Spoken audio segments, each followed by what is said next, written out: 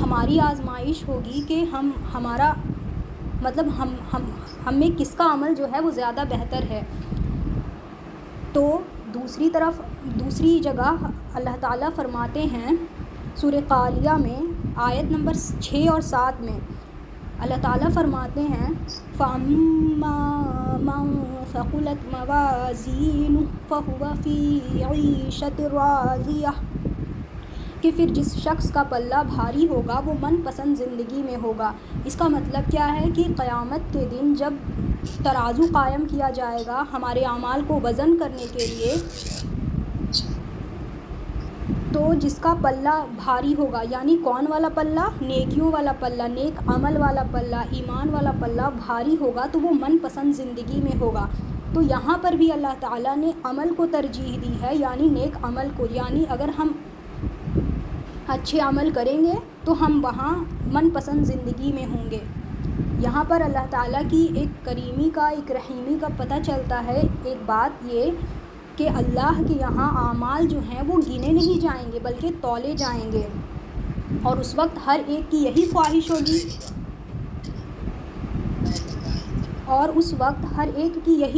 ہوگی کہ کسی طرح ہمارا عمل جو ہے وہ وزنی ثابت ہو جائے۔ کیونکہ اللہ تعالیٰ نے قرآن میں فرما دیا ہے کہ جس کا پلہ ایمان والا بھاری ہوگا، نیک عمل والا بھاری ہوگا، وہ من پسند زندگی میں ہوگا۔ تو obvious سی بات ہے، مطلب ظاہر ہے کہ ہر کوئی یہی خواہش کرے گا کہ میرا جو ہے پلہ جو ہے وہ ایمان والا وہ بھاری ہو جائے، میرا اعمال جو ہے وہ وزنی ثابت ہو جائے۔ اور اعمال وزنی کیسے ہوتے ہیں؟ تو اتباع سنت سے، یعنی کہ ہمارا جو بھی عمل سنت کے جتنا زیادہ قریب ہوگا وہ عمل جو ہے اتنا زیادہ وزنی ہوگا۔ جیسے کہ ہماری نمازیں، ہمارے روزے، ہمارے حج، ہماری قربانی، یہاں تک کہ تمام عبادات جتنے بھی حضور صلی اللہ علیہ وسلم کے طریقے کے مطابق ہوں گے اتنے ہی زیادہ جو ہیں اللہ تعالیٰ کے یہاں اتنے ہی زیادہ قابل قبول ہوں گے، اور قیامت کے دن وہ زیادہ وزنی ثابت ہوں گے، اور ہمارا جو بھی عمل جتنا سنت سے ہٹ کر ہوگا وہ اتنا ہی بے وزنی ہوگا۔ اس بات کا ثبوت کہاں سے ملتا ہے؟ تو اللہ تعالیٰ قرآن کریم میں ایک اور جگہ فرماتا ہے، سورہ حشر کی آیت ہے وَمَا آتَاكُمُ الرَّسُولُ فَخُذُوهُ وَمَا نَهَاكُمْ عَنْهُ فَانْتَهُوا، کہ رسول جو تم کو دے دیں وہ تم لے لو، اور جس چیز سے تم کو منع کر دے تم اس سے رک جاؤ۔ تو یہاں پر ہمیں پتہ چلا کہ ہمارا وہی عمل قابل قبول ہوگا جو رسول صلی اللہ علیہ وسلم کے طریقے کے مطابق ہوگا، اور اگر ہم اس سے ہٹ کر کے ہمارا عمل ہوگا تو وہ مطلب قابل قبول نہیں ہوگا اللہ کے یہاں۔ تو اب ہمیں پتہ کیسے چلے گا کہ ہاں یہ طریقہ جو ہے وہ حضور صلی اللہ علیہ وسلم کے طریقے کے مطابق ہے اور یہ طریقہ جو ہے وہ سنت کے خلاف ہے؟ یہ کیسے پتہ چلے گا؟ تو ظاہر سی بات ہے یہ ایسے ہی تو ہمیں پتہ نہیں چلے گا نا۔ ہم لوگ جو ہیں پیدا کیے گئے ہیں، ہمیں ڈائریکٹ علم تو دیا نہیں گیا ہے، اس کے لیے ہمیں جد و جہد کرنی پڑے گی نا، ہمیں کوشش کرنی ہوگی، علم سیکھنا ہوگا، تبھی تو علم سیکھیں گے تبھی تو ہم جانیں گے کہ ہاں یہ عمل جو ہے حضور صلی اللہ علیہ وسلم کے طریقے کے مطابق ہے، یہ جو ہے یہ خلاف ہے۔ کیونکہ ہمیں پتہ چل گیا کہ ہماری آزمائش ہونے والی ہے، کس کے تھرو؟ ہمارے عمل کے تھرو۔ ہمارا عمل جب اچھا ہوگا وہ ہمیں آزمایا جائے گا، تو اگر ہمارا عمل اچھا ہوگا تو ہم من پسند زندگی میں ہوں گے، اور اللہ تعالیٰ نے فرما دیا ہے کہ تمہاری آزمائش کریں کہ تم میں سے کون شخص عمل میں زیادہ اچھا ہے، تو عمل اسی کا اچھا ہوگا جو حضور صلی اللہ علیہ وسلم کے طریقے کے مطابق ہوگا۔ اور یہ ہمیں کیسے پتہ چلے گا؟ تو علم جب ہم سیکھیں گے تب ہمیں پتہ چلے گا کہ یہ حضور صلی اللہ علیہ وسلم کے طریقے کے مطابق ہے یہ عمل۔ اور دوسری جگہ یہ پتہ چل رہا تھا کہ جس کا قیامت کے روز نیکیوں والا پلہ، نیک عمل والا پلہ بھاری ہوگا وہ من پسند زندگی۔ تو یہاں پر ہمیں پتہ چل رہا ہے کہ عمل مطلب نیک عمل کتنا ضروری ہے، اسی میں ہماری کامیابی ہے۔ اور نیک عمل تبھی ہم کر سکتے ہیں جب ہمیں علم ہوگا، اور علم تو خود بخود نہیں ہوگا، ہمیں حاصل کرنی ہوگی علم کے لیے ہمیں جد و جہد کرنا پڑے گا، ہمیں کوشش کرنی ہوگی، اور اللہ تعالیٰ سے دعا کرنی ہوگی کہ اے اللہ میں علم سیکھ رہی ہوں آپ کے مطلب فرمان کے مطابق، تاکہ میں نبی صلی اللہ علیہ وسلم کے طریقے پر عمل کر سکوں. کیونکہ یہی طریقہ ہے جو مطلب اللہ تعالیٰ کے یہاں قابل قبول ہے. تو اللہ تعالیٰ سے ہمیں سب دعا کرنی چاہیے ربی زدنی علما، اور ہمیں اپنے کوشش میں لگے رہنا چاہیے. تو یہ تو ہم نے سیکھا کہ علم جو ہے سیکھنا کیوں ضروری ہے. علم سیکھنا اس لیے ضروری ہے تاکہ ہم اچھے عمل کریں. اور عمل کیوں ضروری ہے؟ کیونکہ عمل کے تھرو ہی ہماری آزمائش ہونی ہے. اللہ تعالیٰ ہمیں آزمائیں گے کہ کون میرا بندہ نیک عمل کرتا ہے اور کون بد عملی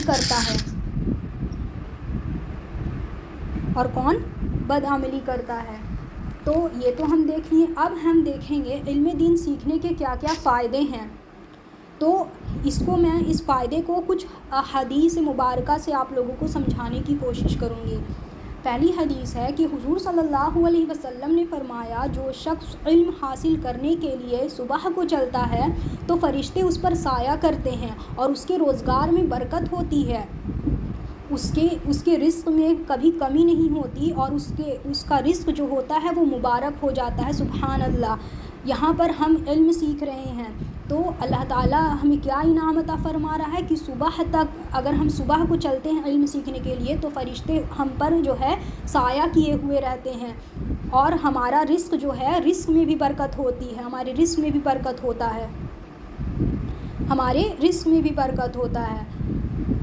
دوسری حدیث ہے آپ صلی اللہ علیہ وسلم کے زمانے میں، یہاں پر یہ ہے کہ 2 بھائی تھے آپ صلی اللہ علیہ وسلم کے زمانے میں. ایک بھائی جو تھا وہ کماتا تھا، اور دوسرا جو تھا وہ حضور صلی اللہ علیہ وسلم کے ساتھ رہتا تھا اور علم سیکھتا رہتا تھا. تو کمانے والا بھائی جو تھا ایک روز حضور صلی اللہ علیہ وسلم سے جو بھائی نہیں کماتا تھا اس کی شکایت کی حضور صلی اللہ علیہ وسلم سے. جو بھائی نہیں کماتا تھا اس کے بارے میں، جو بھائی کماتا تھا نا اس نے شکایت کی اس بھائی کے بارے میں جو بھائی کماتا نہیں تھا. کیا مطلب شکایت کی؟ تو حضور صلی اللہ علیہ وسلم نے فرمایا کہ شاید اسی وجہ سے تمہاری روزی ملتی ہو. تو یہاں پر بھی ہمیں پتہ چلا کہ ہمارے رزق میں برکت ہوتی ہے جب ہم علم سیکھتے ہیں. لیکن شیطان ہمیں کیا وسوسہ دیتا ہے کہ تو اگر یہ ٹائم اگر دے دے گا یا دے دے گی جو بھی ہے علم سیکھنے میں تو تمہارا یہ نقصان، شیطان ایسا وسوسہ ڈالتا ہے کہ تمہارا یہ نقصان ہو جائے گا. لیکن یہاں پر حدیث ہے. اب حدیث حضور صلی اللہ علیہ وسلم کا فرمان ہے کہ ہمارے رزق میں برکت ہوتی ہے، ہمارے رزق جو ہے وہ کشادہ کر دیا جاتا ہے علم سیکھنے کی برکت سے. تو یہ بس شیطانی وسوسہ ہے کہ اگر ہم علم سیکھنے میں لگ جائیں گے نا تو ہمارا یہ نقصان ہو جائے گا، یہ نقصان. بالکل کچھ نقصان نہیں ہوگا سوائے فائدے کے. کیونکہ فرشتے ہم پر سایہ کریں گے، ہمارے رزق میں برکت، ہمارے روزگار میں برکت ہو جائے گی. رزق جو ہے کبھی مطلب ہمارا تنگ نہیں ہوگا، ہمارا رزق مبارک ہو جائے گا. کیونکہ یہ حدیث، ایک اور حدیث آئی تھی نا سامنے کہ جب جو کمانے والا بھائی تھا، نہ کمانے والے بھائی کی شکایت کی تو حضور صلی اللہ، اور وہ نہ کمانے والا بھائی کیا کرتا تھا؟ حضور صلی اللہ علیہ وسلم کے پاس رہ کر کے علم سیکھتا رہتا تھا. تو آپ صلی اللہ علیہ وسلم نے کیا فرمایا کہ اسی کی وجہ سے تمہیں کیا ہے روزی ملتی ہے، تمہیں رزق دیا جاتا ہے اسی کی برکت سے. تو یہاں سے ہمیں ایک اور بات پتہ چلتی ہے کہ علم دین سیکھنے والے کو تو اس کا فیض ہوتا ہی ہے، یعنی جو ہم علم سیکھ رہے ہیں اس کا فائدہ ہمیں تو انشاءاللہ ملے گا ہی فائدہ، لیکن ساتھ ہی ہمارے رشتہ داروں کو بھی فائدہ ہوتا ہے. کیونکہ یہاں پر حضور صلی اللہ علیہ وسلم نے کیا فرمایا کہ اسی کی وجہ سے، یعنی جو یہ علم سیکھتے رہتا ہے نا اسی کی وجہ سے تمہیں روزی دی جاتی ہے. تو یہاں پر ہمیں پتہ چلا کہ علم اگر ہم سیکھیں گے تو ہماری ذات کو تو فائدہ ہوگا ہی، ساتھ ہمارے رشتہ داروں کو، اہل و اقارب کو، ہمارے جو ساتھ رہتے ہیں ان کو بھی اس کی مطلب اس کا برکت انہیں بھی پہنچے گا. ایک اور حدیث ہے کہ حضور صلی اللہ علیہ وسلم نے فرمایا کہ اللہ تعالیٰ جس کے ساتھ بھلائی کا معاملہ کرنا چاہتا ہے نا تو اس کو دین کی سمجھ عطا فرما دیتا ہے. اللہ اکبر. یہی ایک حدیث ہے جو ہمیں استقامت رہنے میں بھی مدد، یہ بھی ایک حدیث ہے جس کی وجہ سے ہم اپنے کام میں ایک دم پختہ رہ سکتے ہیں. کہ کیا ہے حدیث؟ کہ جس کے ساتھ اللہ تعالیٰ بھلائی کا معاملہ کرنا چاہتا ہے نا تو اس کو دین کی سمجھ بوجھ عطا فرما دیتا ہے اور بھلائی کی بات جو ہے اس کے دل میں ڈال دیتا ہے. تو اب وہی ہم سوچیں تو یہاں سے ہمیں پتہ چل رہا ہے کہ ہم لوگ علم سکھانے کے لیے بیٹھے ہیں تو یہ اللہ تعالیٰ ہے. اللہ تعالیٰ مطلب ہم لوگوں کے ساتھ بھلائی کرنا چاہتا ہے. تبھی ہر چیز تو اللہ تعالیٰ کی توفیق سے ہوتی ہے نا. کوئی بھی چیز مطلب ہمارے اختیار میں نہیں. ہم کچھ بھی اگر کرنا چاہتے ہیں نیکی تو مطلب ہر چیز اللہ تعالیٰ کی توفیق سے ہوتی ہے. اگر اللہ تعالیٰ توفیق نہ دے تو ہم نہیں کر پائیں گے. تو یہ حدیث ہے کہ جس کے ساتھ اللہ تعالیٰ بھلائی کا معاملہ کرنا چاہتا ہے تو اس کو اللہ تعالیٰ دین کی سمجھ بوجھ عطا فرما دیتا ہے. اور ایک حدیث ہے کہ حضور صلی اللہ علیہ وسلم نے فرمایا جو علم حاصل کرنے کے لیے چلتا ہے تو اللہ اس کے لیے جنت کا راستہ آسان فرما دیتا ہے. سبحان اللہ. تو جنت کا راستہ ہم علم سیکھنے نکلے اور ہمارے لیے جنت کا راستہ آسان ہو جاتا اور فرشتے خوش ہو کر کے اپنے پروں کو اس کے لیے سایہ کرتے ہیں. حضور صلی اللہ علیہ وسلم نے فرمایا جس کو اس حال میں موت آئے کہ وہ علم حاصل کر رہا تھا تاکہ دین علم کو زندہ کرے تو اس کے اور نبیوں کے درمیان میں 1 درجے کا فرق ہوگا. تو ہمیں اچھی نیت کے ساتھ علم سیکھنا اور سکھانا چاہیے تاکہ ہم علم سیکھیں، خود بھی عمل کریں اور دوسروں کو جتنا ممکن ہو سکے ہم بتائیں اور دوسروں کو جتنا ممکن ہو سکے ہم بتائیں تاکہ اس سے اسلام کی خوبی لوگوں کو پتہ چلے. تو علم سکھانے کا مقصد یہ ہے کہ علم ہم تو سیکھیں ہی اور عمل انشاءاللہ کریں اللہ کی مدد مانگ کر کے، اور ہم دوسروں کو بھی بتانے کی کوشش کریں. اور ایک حدیث ہے علم کے فائدے سے ریلیٹڈ کہ رسول اللہ صلی اللہ علیہ وسلم کے سامنے 2 آدمیوں کا ذکر کیا گیا. اس میں سے ایک عابد تھا یعنی عبادت گزار تھا اور دوسرا عالم تھا یعنی دین و شریعت کو جاننے والا تھا. آپ صلی اللہ علیہ وسلم نے اس کے متعلق فرمایا کہ عالم کی فضیلت عابد پر ایسی ہے یعنی کہ جو علم سیکھ رہا ہے، دین وغیرہ سیکھ رہا ہے، اس کی فضیلت عابد پر یعنی عبادت گزار پر ایسی ہے جیسے کہ میری فضیلت تم میں سے ایک معمولی شخص پر ہے. سبحان اللہ. تو یہاں سے ہمیں ایک عالم کی فضیلت کا پتہ چلتا ہے کہ کتنی بڑی فضیلت ہے علم دین کو سیکھنا، دین و شریعت کو جاننا. عالم کی فضیلت عابد سے زیادہ ہے. اور کیسی ہے؟ حضور صلی اللہ علیہ وسلم نے اس کی مثال دے کر کے سمجھائی کہ ایک عالم کی فضیلت عابد پر ایسی ہے جیسے کہ میری فضیلت تم میں سے ایک معمولی شخص پر. اب ہمیں یہاں سے اندازہ لگا سکتے ہیں کہ ایک عالم کی فضیلت کیا ہے، یعنی علم حاصل کرنے کی فضیلت کیا ہے. یہ ہمیں یہاں سے اندازہ ہم لگا سکتے ہیں. حضور صلی اللہ علیہ وسلم نے فرمایا کہ ایک عالم دین شیطان پر 1000 عابدوں سے زیادہ سخت ہے. سبحان اللہ. یہاں ایک اور عالم کی فضیلت بتائی گئی ہے کہ صرف ایک عالم دین شیطان پر 1000 عابدوں سے زیادہ سخت ہے. مطلب اس حدیث کا یہ ہے کہ اگر شیطان کے لیے 1000 عابدوں کو دھوکہ دینا آسان ہے لیکن ایک مکمل دین کی سمجھ رکھنے والے ایک عالم کو دھوکہ دینا بہت مشکل ہے. یعنی شیطان جو ہے عابدوں کو، عبادت گزاروں کو آسانی سے وسوسہ دے سکتا ہے، اس کو دھوکہ دے سکتا ہے، لیکن ایک عالم کو یعنی دین و شریعت کو اچھے سے جاننے والے کو وسوسہ دینا شیطان کے لیے مشکل ہے. تو یہاں پر بھی ایک عالم کی فضیلت بتائی جا رہی ہے ایک عابد پر کہ کتنی زیادہ فضیلت ہے ایک عالم کی، دین و شریعت کو جاننے والے کی. ایک اور حدیث ہے کہ آپ صلی اللہ علیہ وسلم نے ارشاد فرمایا کہ لوگوں کو بھلائی سکھانے والے پر اللہ تعالیٰ، ان کے فرشتے اور زمین کی تمام مخلوقات یہاں تک کہ چیٹیاں اپنے بل میں، مچھلیاں پانی میں اپنے اپنے انداز میں رحمت بھیجتی ہیں، دعائیں کرتی ہیں. سبحان اللہ.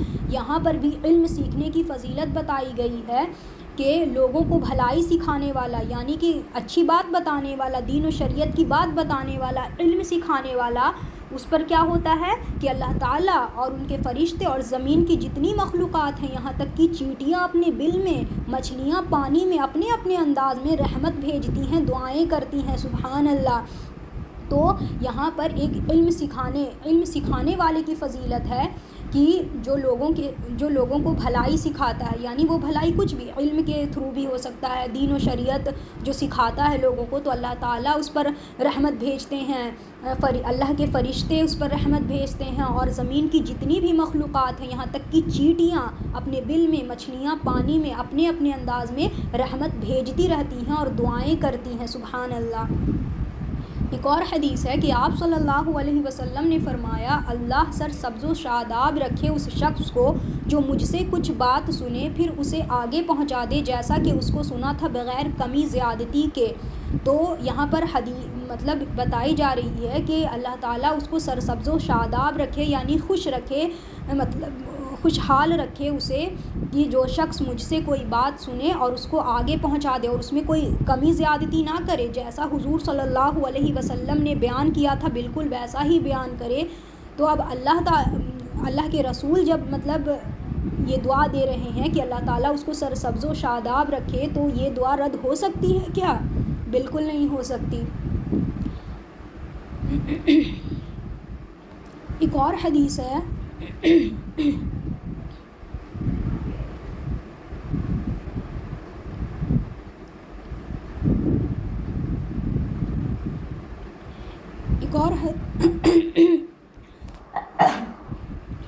آپ صلی اللہ علیہ وسلم نے فرمایا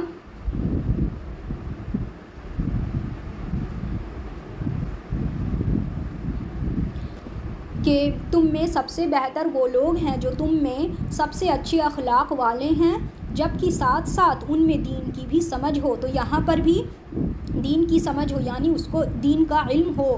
تو آپ صلی اللہ علیہ وسلم نے کیا فرمایا کہ سب سے بہتر وہ لوگ ہیں جو تم میں سب سے اچھے اخلاق والے ہوں۔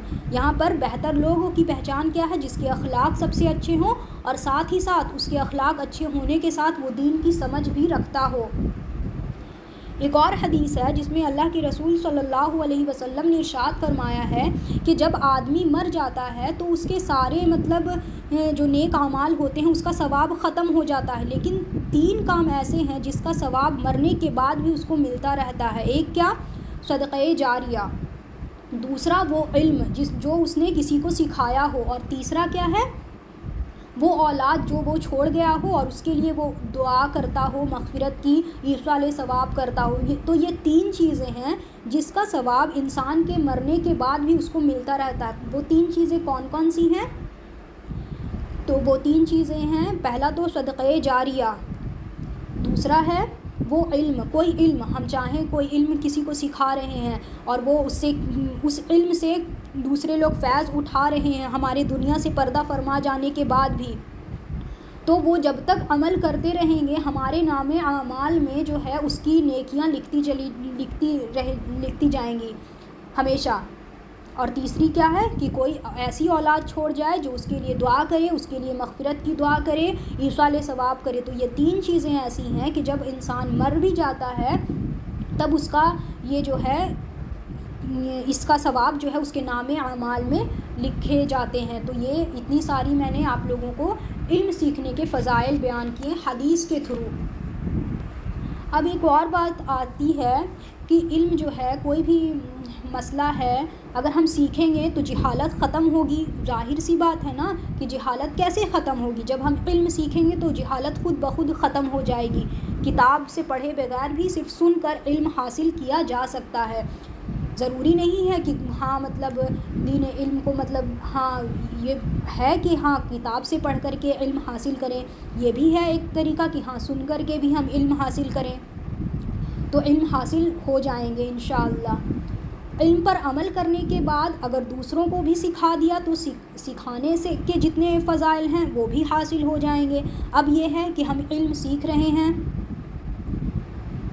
علم اگر ہم سیکھ رہے ہیں اور ہم عمل کر رہے ہیں، عمل کے ساتھ ساتھ ہم اگر دوسروں کو بھی بتا دیں تو علم، ابھی میں نے بتایا کہ دوسروں کو علم سکھانے کا کیا کیا فضیلت ہے کہ اللہ تعالیٰ فرشتے اور زمین کی تمام مخلوقات، یہاں تک کہ چیونٹیاں اپنے بل میں، مچھلیاں پانی میں اپنے اپنے انداز سے رحمت بھیجتی ہیں، اس کے لیے دعائیں کرتی ہیں. تو یہ والی جو فضیلت ہے وہ بھی حاصل ہو جائے گی. جب ہم علم سیکھ لیں گے، عمل کریں گے، دوسروں کو بھی بتائیں گے، تو یہاں پر دوہرا ثواب ہے. ہم خود بھی عمل کریں گے، دوسروں کو بتا دیا، اب اس کی جو فضیلت ہے اللہ تعالیٰ رحمت بھیجیں گے.